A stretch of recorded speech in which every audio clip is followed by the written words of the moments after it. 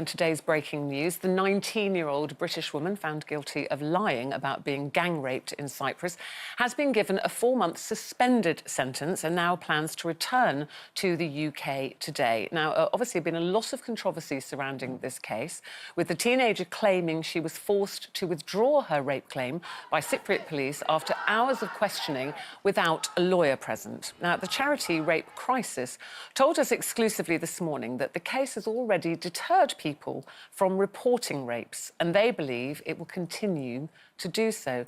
They told us it will have a knock-on effect around the world, and it worsens the fears of not being believed.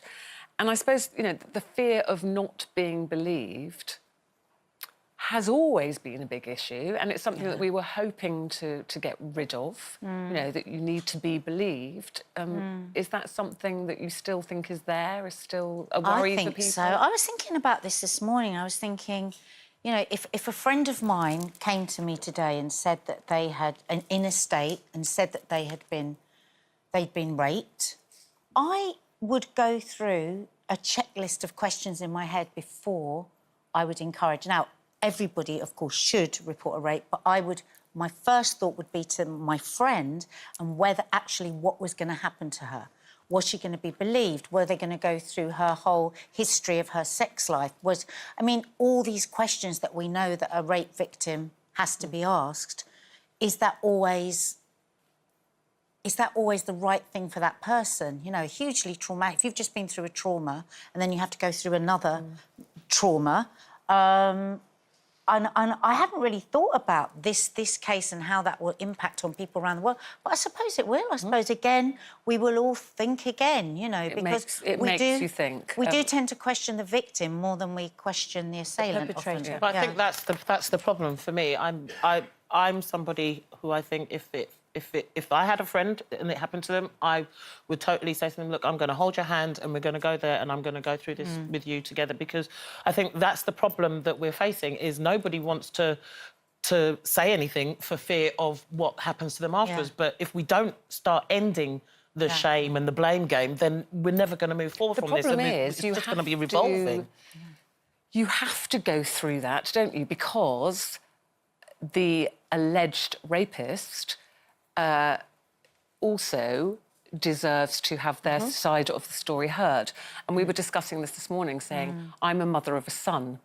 And, you know, as a woman, you immediately want to believe a woman and to say, you know, when a woman says, I was raped, they go and report it, they should have all the support and care and belief in them that they require at that moment. But I'm a mother of a son, so I think they then have to be questioned, and there has to be proof, and their phone will probably have to be looked at. And if it was my son being accused of that, then I think that's right. You know, there is a process, and you can't avoid that. There has to be a process. Yeah, I agree.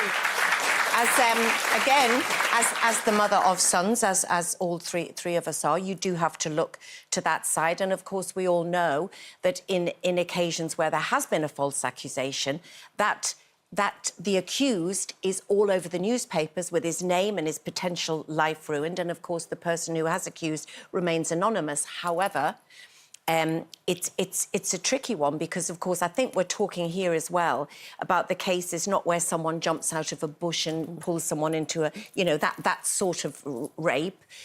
This is more or less not necessarily a date rape, but where someone has maybe voluntarily or under the influence of excessive amounts of alcohol gone to somebody's room and therefore not believed. I mean, I myself had, you know, well-documented battles with alcohol for many years, of which there are many reasons, but no excuses.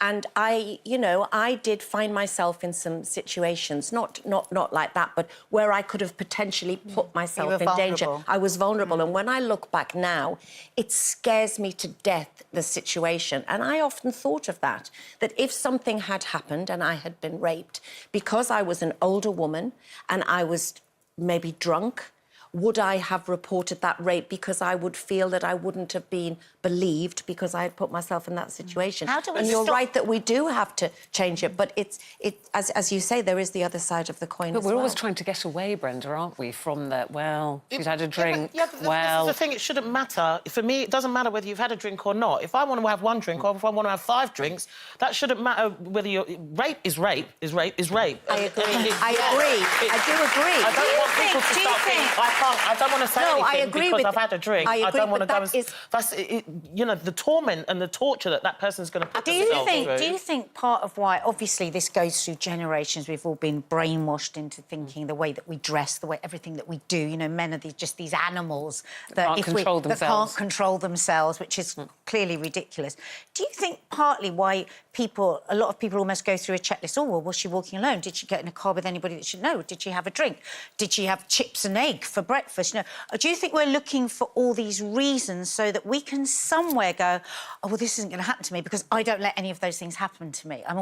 Does it come from fear? Because we have to stop asking the questions, those questions, because if you've made the mistake of putting yourself in a vulnerable position by drinking too much or whatever, that's still got nothing to do with but then those questions have to be asked, because I come back again to, if that was my son, you know, and I would say, well, did you drag her back somewhere? Did she come willingly? You know, those questions have to be asked. It's very traumatic. You can go back willingly somewhere and then change your mind. Yes. But but I think you're right about the conditioning. You know, and we're talking about hundreds and hundreds of years, the conditioning of males, of time. That men have this instinct that they can't suppress, and therefore, if you stop something halfway through, it's not the man's fault. So how do you talk to children about it? And I know I've definitely had conversations with Jack, probably, and it was actually about a court case that was going on at the time, you know, that he'd seen on the news, and we ended up talking about consent, and it's quite a difficult subject, actually,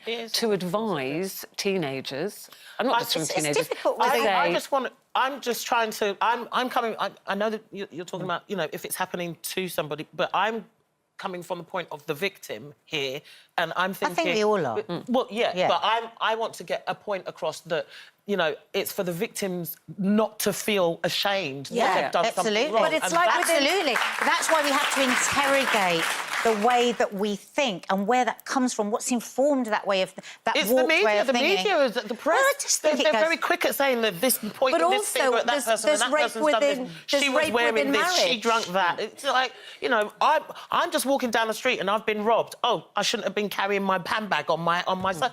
It's the same thing. You know, we don't question it in the way that we do. Exactly. I just think there needs to be maybe, you know, maybe the way that the questions are asked to them when you go, you always see a harrowing thing. And again, it's the television. I watch the telly and I see these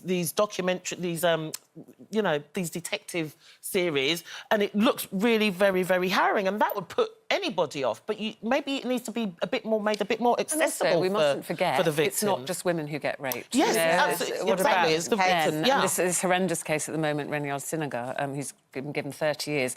At the moment, the count is 195 young men who he assaulted and raped. They're saying probably the world's most prolific sex predator, and they believe that there will probably be other people who will come forward.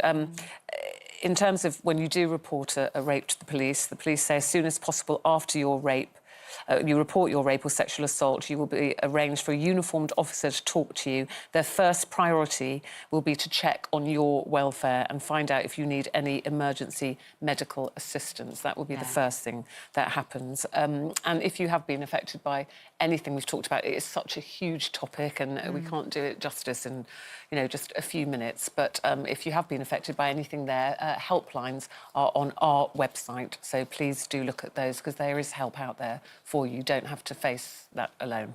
Thank you all.